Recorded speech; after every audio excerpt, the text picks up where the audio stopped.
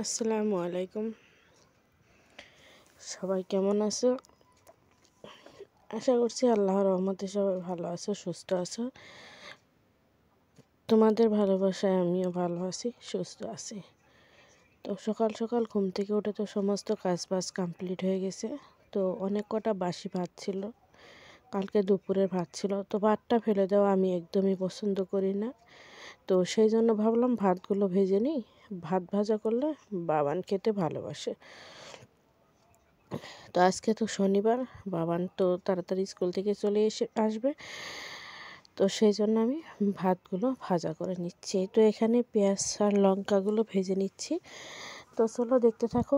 আশা করছি আজকের ব্লগটার কোনো অংশ তোমাদের ভালো লাগবে। যদি ভালো লাগে অতি অবশ্যই একটা করে লাইক দিয়ে ভিডিওটা কন্টিনিউ করো। তো কালকে রাত্রে রুটি খাইছে, রুটি খাওয়ার জন্য তোমার ভাতটা বেঁচে গেছে। তো সেই জন্য ভেজে দিচ্ছি। ভাত ভাজাটাও আমাদের ঘরে বেশি একটা হয় না, তোমরা জানো। কারণ আমি দুপুরে যদি ভাত বেশি হয় সেটা আমি রাত্রে গরম করে চালিয়ে দিই। ভাত নষ্ট করাটা, অন্ন ধ্বংস করাটা আমার পক্ষে সম্ভব হয় না। কারণ দেখো, আমরা নিম্ন মধ্যবিত্ত পরিবারের মানুষ, তো দুঃখ কষ্টটা বুঝি। আর এই ভাত কটার জন্য কিন্তু অনেকেই অনেক কষ্ট করছে, তাই না? দুমুঠ খাওয়ার জন্য কিন্তু অনেকেই রাস্তার ধারেও দাঁড়িয়ে আছে একবেলা খাওয়ার জন্য। তো এখানে আমার মেয়ের জন্য নুডলস করে নিয়েছি আর ডিম সিদ্ধ সোনামাকে দিয়ে দিলাম। সোনামা ডিম সিদ্ধ আর নুডলস খাবে। তো এখন বেলা 11টার সময়, আর আমি ভয়েসটা দিচ্ছি রাত্রিবেলা। রাত্রি প্রায় কটা বাজে? 10টা পার হয়ে গেছে প্রায়। হ্যাঁ, 10টা পার হয়ে গেছে, রাত্রিবেলা ভয়েসটা দিচ্ছি। তো চলো দেখতে থাকো। আশা করছি আজকের ব্লগটার কোনো অংশ তোমাদের ভালো লাগবে। প্লিজ কেউ স্কিপ করে ভিডিওটা দেখো না। অনেক আশা আকাঙ্ক্ষা ভরসা নিয়ে ইউটিউবে আসা। হয়তো কেউ মনে হয় শখের বসে এসেছে। যদি কিচ্ছু না হয় তো ভাবো শখের বসে এসেছিলাম, এটাই, তাই না? সবাই তো আর সব কিছু চাইলে পায় না। সবার জীবনে কিন্তু সব কিছু হয় না, থাকেও না, তাই না? ঠিক আছে, চলো। আর এখানে রান্না হচ্ছে আজকে ডিম আলুর ঝোল। তো ডিমটা আমি সিদ্ধ করে রেডি করে এখানে লবণ হলুদ দিয়ে ভেজে নিচ্ছি। বাট হলুদটা না একটু পুড়ে গেছে। তো আলুগুলো একটু ভেজে নিচ্ছি। তো চলো।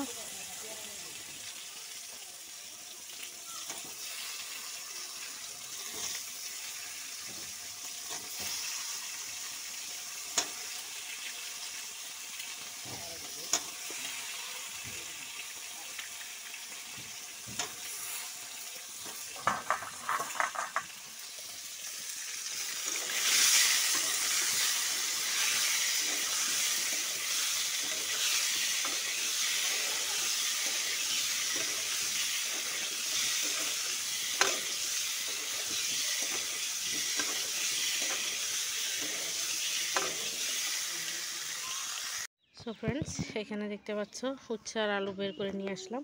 তো উচ্ছে আলুগুলো কুচি কুচি করে কেটে নেব, এটা ভাজা হবে সেই জন্য। তো চলো, বাইরে কিন্তু আমি রোদ্রে বসে আছি আর আমার সোনামা সাইকেল চালাচ্ছে, দেখতে পাচ্ছ?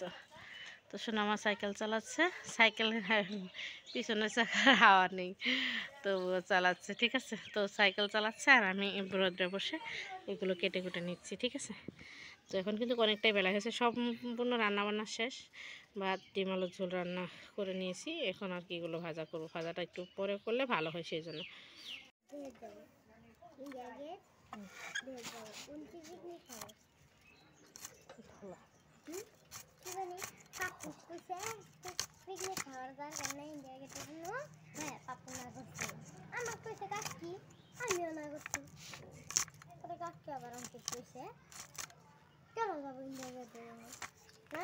কাকি করুন, লবণ নিয়েও পাচ্ছেন।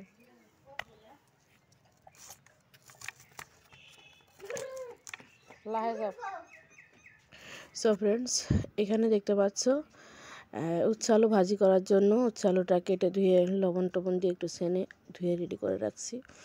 এখানে পেঁয়াজ লঙ্কা ভাজা হচ্ছে। তো পেঁয়াজ লঙ্কা হালকা ভাজা হয়ে গেলেই এর মধ্যে আমি উচ্ছে আলুগুলো দিয়ে দেব, দিয়ে সুন্দর করে ভেজে নেব। সমস্ত রান্না বান্না হয়ে গেছে, ডিমের ঝোল রান্না হয়ে গেছে, ভাত হয়ে গেছে, ভাজিটা বাকি আছে। এখন প্রায় বেলা 2:30টার উপরে বাজে। ভাজিটা না একটু গরম গরম খেতে ভালো লাগে, সেই জন্য আর কি আমি দেরিতে ভাজি করছি। সমস্ত রান্নাবান্না আগে থেকেই করে নিয়েছি। বাবান মামাও খেয়ে নিয়েছে, ওরা তো আর এগুলো খাবে না, আমিও খেতাম না আগে। বাট মানুষ বলে না যে ঠেলায় পড়লে বিড়ালও গাছে ওঠে, তো সেরকম ধরনের কথা। আমার ডায়াবেটিস হওয়ার পর থেকে আর কি আমি উচ্ছেটা খাওয়া শিখছি বলতে খেতে হচ্ছে আমাকে, বাধ্যতামূলক, তো এরকম কথা, খাচ্ছি। তো ইদানিং এখন খেতে পারি, অনেকটাই খেতে পারি। আগে তো ভুলেও খেতাম না আমি উচ্ছেটা, বাট এখন অনেকটাই খাই, খাওয়া শিখে গেছি। মানুষ কিন্তু পরিস্থিতির শিকার, তাই না? পরিস্থিতি বাধ্য করে মানুষকে সব কিছু করতে। তো এখানে দেখতে পাচ্ছ আমার উচ্ছে ভাজাটা প্রায় রেডি হয়ে গেছে। তো তোমাদের দাদাভাই আসলেই ভাত খাবো আমরা। তো একটু তেলটা বেশি করে দিছি উচ্ছে ভাজাতে একটু তেলটা বেশি হলে খেতে ভালো লাগে, তো সেই জন্য আমি একটু তেলটা বেশি করে দিয়েছি। আর উচ্ছে ভাজার সঙ্গে ডালটা আমার কাছে বেস্ট লাগে, বাট ডাল রান্না করিনি আজকে, ডিম আলুর ঝোল রান্না করেছি, এটা দিয়ে খেয়ে নেবো আজকে। গরমের সময় উচ্ছে আলু ভাজা আর ডাল হলে কথা নেই, আমার ভালো লাগে, কারণ এখন তো খাওয়া শিখে গেছি, সেই জন্য এখন ভালো লাগে। সো ফ্রেন্ডস, এখানে আলু টমেটো ডিমের তরকারিটা রান্না করার জন্য ফোড়নে পেঁয়াজ কুচি আর টমেটোগুলো দিয়ে দিয়েছি। টমেটোগুলো সুন্দর একটু ভেজে নিলে ভালো হয়, না হলে না টমেটোর একটা কাঁচা গন্ধ আসে আর কি আমার কাছে। তো সেই জন্য আমি এটা তেলের মধ্যে ভেজে নেব, সমস্ত মশলাপাতি এখানে দিয়ে দেব। তো টমেটোটা একদম কষানো হয়ে গেলে গলে যাবে, টমেটোটা গলে যাবে, তেল ছেড়ে দেবে, তখন আমি ডিম আর আলুটা দিয়ে দেব। তো ভয়েসটা রাত্রিবেলা দিচ্ছি, দুপুরে খেয়েছি, রাত্রিবেলা কিচ্ছু খাওয়া হয়নি, কারণ আমি তো অনেকটা মোটা হয়ে গেছি, তাই না? তো সেই জন্য আর কি রাতের খাবারটা অ্যাভয়েড করছি, দুপুরেও অল্প কটা ভাতই খেয়েছি। তোমরা ভিডিওতে দেখলে বুঝতে পারবে। তো চলো দেখতে থাকো। মশলাটা প্রায় কষানো হয়ে গেছে, তো তেল ছেড়ে দিয়েছে মশলার থেকে। তো আরেকটু কষিয়ে নিয়ে আমি ডিম আলুটা দিয়ে দেবো, ঠিক আছে? তো চলো দেখতে থাকো। তোমরা তো আমার থেকে সুন্দর মতো রান্না করতে পারো, আমি অতটা ভালো করে রান্না করতে পারি না, তবুও একটু চেষ্টা করলাম, কিছু কিছু তোমাদের সঙ্গে শেয়ার করলাম।